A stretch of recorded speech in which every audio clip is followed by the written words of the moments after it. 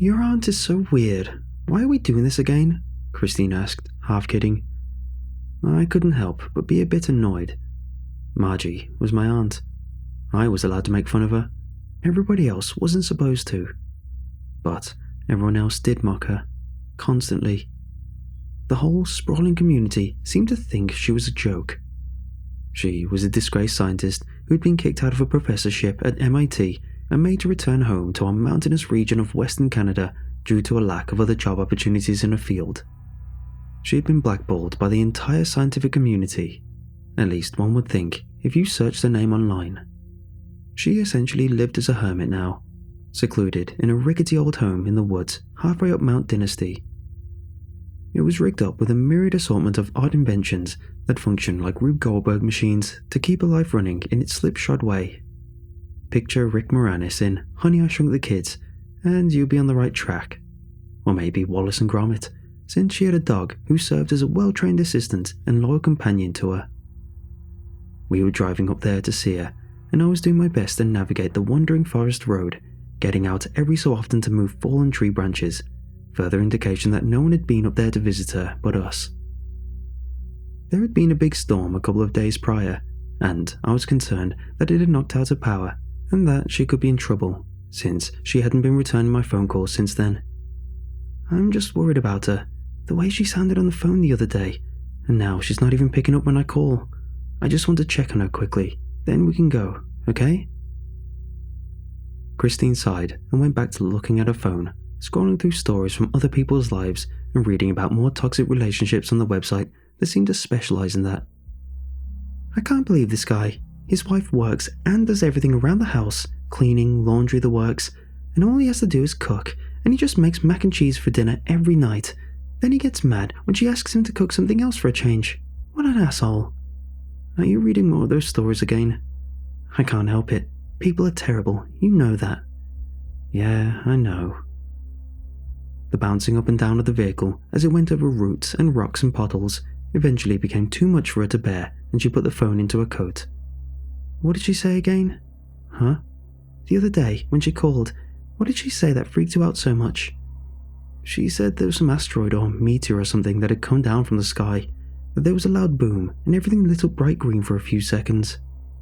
She's probably high on mushrooms again. Remember last year when we drove all the way out here because she said her water turned purple? Yeah, I mean, she didn't sound too disjointed this time, but she did say she was going to look for the meteor up on the mountain. I mean, if it was a meteor, that would be cool, but why would the sky turn green? I saw that dashcam video from Russia where the meteor lit up the sky, but it turned white, not green. I don't know. Here it is, finally.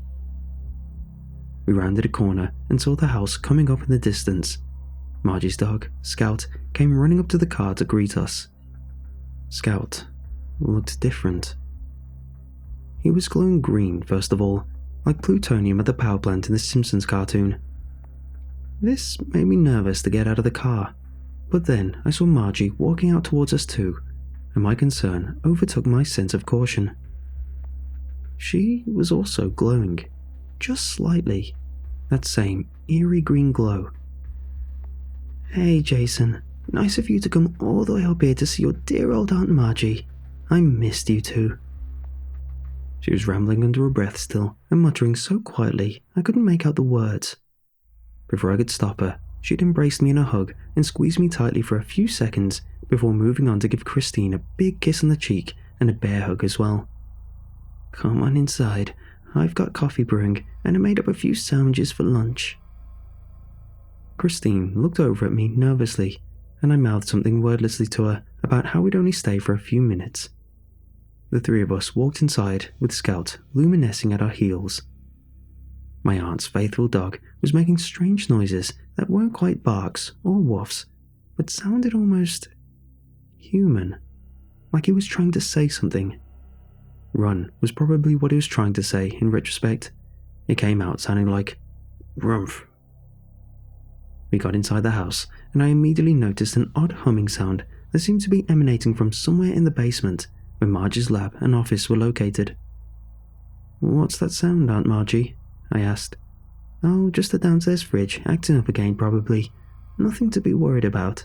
Now come on over to the table and have a seat for a few minutes." Plates had already been made up for us, with egg salad sandwiches on them, chips piled high, and coleslaw. It was like she had been expecting us. She went over to the counter in the kitchen where a full pot of coffee was brewing. I noticed she already had 3 mugs set out, and I recalled again how I hadn't been able to reach her to tell her we were coming. The coffee pot was lifted from its spot by a robotic arm, which proceeded to pour it into the cups without spilling a drop. Her technology seemed to be running much more smoothly than on my last visit, when I had suffered first-degree burns after one of her robots served hot tea all over my lap. She brought over steaming cups of coffee and set them in front of us, looking pleased with how we were already digging into our sandwiches. I couldn't help it. They smelled delicious and were indeed just as good as they looked. With my mouth full, I decided to address the green glowing elephant in the room, reluctantly. "So, what's with the whole green glow you've got going on there? Great sandwiches, by the way, top notch. You really outdid yourself." Christine nodded and said, with a mouthful. "Oh, thanks. Glad you like them. I guess the whole glowing green business started when I brought that meteor back from my hike up in the mountain. It's down in the lab where I've been running various experiments with it. I guess I hadn't really given it much thought until now. I've been too busy. Since that night, I've been having a million different ideas." Her eyes looked slightly manic as she paced, talking about the night she brought the meteor back. Soon she was rambling quietly and under her breath again, and I asked her what she was saying, since I couldn't understand. Nothing. Do you want to see it? It's going to change everything." Despite a part of me growing increasingly panicked and terrified, more and more by the second, I felt an overwhelming urge to relax, to calm down. I couldn't understand where it was coming from, but it was suddenly impossible to ignore. I can't explain why, but suddenly I really did want to see it. An uncontrollable desire was inserted deep within my mind by something powerful beyond my understanding. "Sure, yes, I would like to see the meteor." The words came out of my mouth effortlessly and without deliberation. No, this isn't right. None of this is right. My terrified thoughts shouted in protest. "Yes, I would also like to see," Christine said in a monotone voice. She took Christine's hand, then led us down to the basement and into a lab. Despite the darkness, the whole space was glowing green, as if a bright fluorescent light was shining from somewhere in the depths of the basement. Things like veins or tree roots grew along the walls and ceiling everywhere, extending outwards from the lab space. They were growing insidiously, their spread barely perceptible to the naked eye as they took over the basement, a subtle green glow barely noticeable within them. As we got into the lab proper, I saw a much brighter glow emanating from something in the corner where the roots were spreading out from. It looked like an eyeball, enveloped in roots and webbing, pulsating with energy and emitting a low hum that rattled the fillings in my teeth and made my eyes water. "This is my baby. It's giving me all sorts of ideas on how to make things better. Do you feel it, filling up the dark spaces in your mind? It'll make a nest there and live with you always. You will glow with the warmth of its power." The words hit my mind, and I felt spikes of terror running like knives down my spine. My breaths were coming in ragged bursts, and I was suddenly sick, like I wanted to vomit. But all of these urges were being supplanted by something else. We walked over toward the meteor, and I saw it was pulsing as we drew near. I heard foreign thoughts entering my head, spoken in an alien language, which I did not understand at first, but then it became clear. Everything became clear. The pulsating, glowing thing on the table that was a giant green eye looked towards me. It reached into my mind, and I felt it probing and pulling at my thoughts, putting things back how it preferred and moving on to other sections of my memories, my hidden desires and every shameful secret uncovered and exposed to a great, powerful green spotlight that shone into my consciousness and filled it with new thoughts, new theories, new insights, and plans. It began to insert itself there, and I felt a warm presence fill my being. There were veins extending out from the meteor and attaching themselves to my feet, crawling up my legs, And then, after some length of time had passed, feeling like an eternity and a second all at once, they were going into my eyes and mouth, my nose and ears. I felt their tingling tips searching and prodding, and heard the soft rustling of them growing into my skull through my ear canals. Part of my mind felt terrified still, but that frightened, screaming voice in the back of my mind was becoming a bit easier to ignore now. "See, I told you. Do you hear it whispering to you, Jason? It has so many plans for us. It's going to make us better. Just give in to it." Suddenly, everything had a green glow to it, and I realized as I walked back to the car with Christine by my side that it was not the world, but us that were now humming and glowing green with an alien energy that now invaded our bodies. No, not invaded. That's not the right word. Yes, it is. They're attacking you. They're taking over, don't you see? My mind was screaming now, screaming, trying to convince me, now that we were away from its power source, that this wasn't right. Scout was tugging at something on my leg, and I saw it was a root from the meteorite.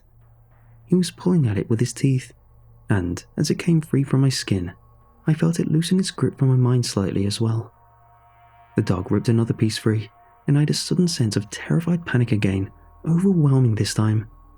I reached up and felt the foreign roots on my head and began to pull them off like a scab, one that hadn't quite healed yet, and pulled off the skin with it, causing blood to well up beneath.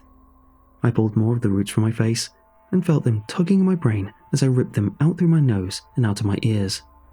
They scraped like fishhooks and screamed in high screeching wails that pierced my mind as I tore them from my body and stomped on them with my boot, silencing them. Scout was pulling at the ones that had ensnared my wife's leg, and Christine followed my lead, and as we tore the green glowing roots from our bodies, I felt my mind shouting in triumph. Then heard my aunt screaming as if in pain. She came running out of the house, her nose bleeding. "What did you do to my babies?" she screamed. Her hair was askew, and she looked terrified and angered, hurt and offended. She was carrying a large hunting rifle in her hands. "Oh no. Oh God." Christine tore the last piece of alien growth from her hair, and I saw it had left her scarred and blooded. We ducked into the car, and I heard a shot ricochet off a tree nearby, and saw my aunt reloading a gun. I turned the key in the ignition and backed up out of the driveway as fast as I could, just barely avoiding another shot from a rifle that hit my rearview mirror, but at least missed us. Nearly going off the road, I managed to turn around the bend and saw her chasing after us through the trees, still trying to shoot at us. Spinning the car around quickly at the first intersection, I managed to get us driving in forward instead of reverse. We drove away at a high rate of speed, and eventually my heart began to slow down ever so slightly, and I took a few seconds to catch my breath. That was when I heard the panting noise from the back seat, and looked behind me to see a glowing green canine sitting there. "I couldn't just leave him there," said Christine after seeing the expression on my face. Since that woman back on Mount Dynasty really isn't my aunt anymore, but something else entirely now, I don't feel safe for Scout bringing him back there. At the same time, I'm not too sure about keeping him at our place. I mean, I love dogs, but the telepathic alien radiation might be a bit of a problem. He seems like he feels right at home in our place though. He's putting down roots already.